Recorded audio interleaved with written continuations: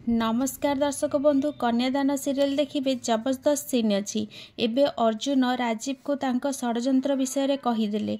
हाँ दर्शक बंधु आपण मैंने आज पूरा वीडियोटी को टिकनिक कर देखिले सब किछि जानि पारिबे। वीडियोटी को स्किप न करी शेष पर्यंत देखंतु सब किछि बुझी पारिबे।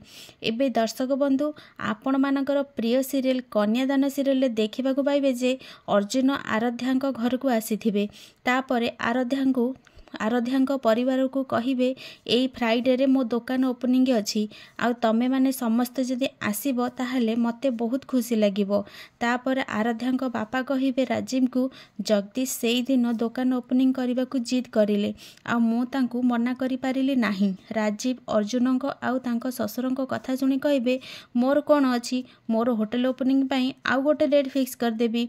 तापर अर्जुन राजीव को कहिबे देख राजीव बिजनेस रे एमिति करबा उचित नुहे सबु किछि टाइम अनुसार करबा कथा सुन कही अर्जुन राजीव रो कान रे धीरे धीरे कहिबे तमे आ मु गोटे दिन रे बिजनेस करबा को जाउछे आ एबे मु तुमको चैलेंज करूछि राजीव तमे केभे ऊपर को उठी पारिबो नाही। अर्जुन रो कथा सुनी राजीव रागी गलणी।